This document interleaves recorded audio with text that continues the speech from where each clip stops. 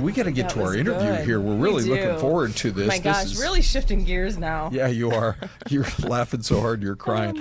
We are going to talk, this is really interesting. There's a book out now called Hungry for Connection, Heal Your Relationships with Food and People in an Insecurely Attached World. And here are the two authors, Vanessa Scaringi and Kathryn Garland, joining us today. Good morning, ladies. Good morning. Good morning. Are either of you guys in Utica, New York, or what's the situation? We fell for that. In Austin. Oh, did we? Yeah. Parking lots here have lines, so I had no idea what was happening. Oh, okay. Tell us what prompted you to write this book, and it's selling well, and people, I'm sure, are giving you great feedback. What is it that's connecting with people in terms of what you are offering them? Well, so the book actually comes out in October, later on in the year, so hopefully it sells well.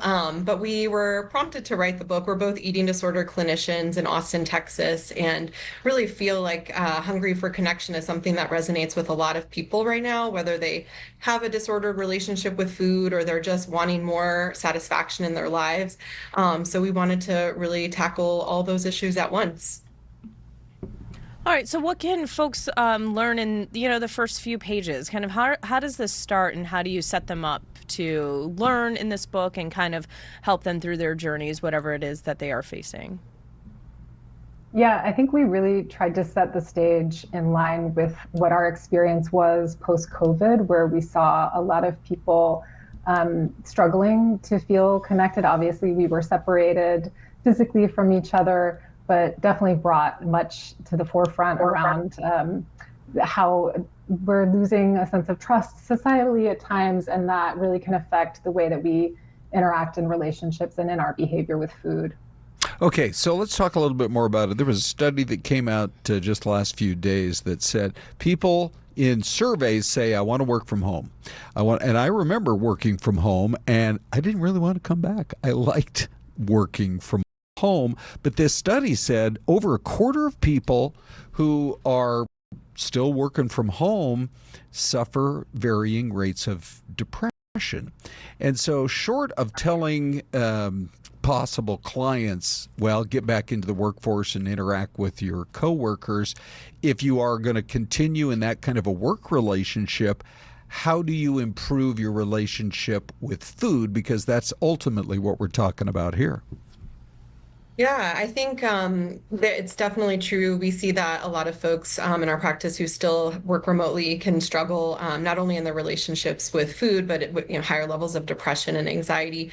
And I think trying to build time to eat with one another is a huge part of our book, but it's also something we advocate with our clients.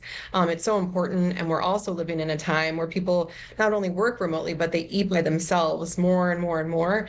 And so anytime eating alone isn't going to cause eating disorders, but it can certainly prevent furthering someone's depression, which could lead them down a darker path with their disordered eating.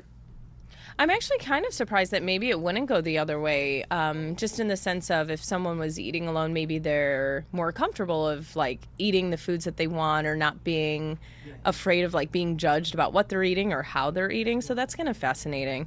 I know every eating disorder isn't the same, but generally speaking, what is some tips or good advice that you give folks to hopefully try to overcome some of what they're struggling with? Yeah, I think to speak to your point, everyone is in different unique situations, right?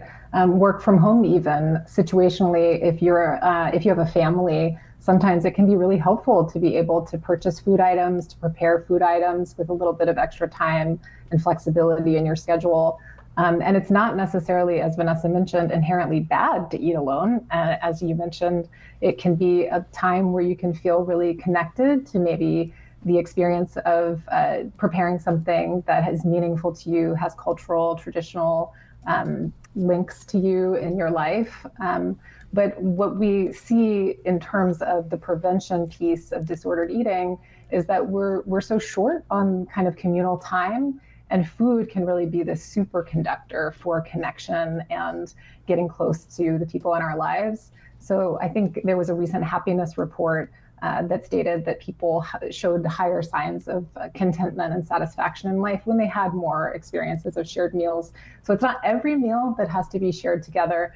It's just that we're doing so much less of that. That advocating for more time with other people eating together is just it's a century-old experience of being human. Boy, it really makes sense. All right, we're going to keep an eye out for the book. That's for sure. Comes out in October. Hungry for Connection. Vanessa and Kathryn, thank you so much. Thank you, ladies. Thank you. Thank you. Well, I'm sure you're going to watch a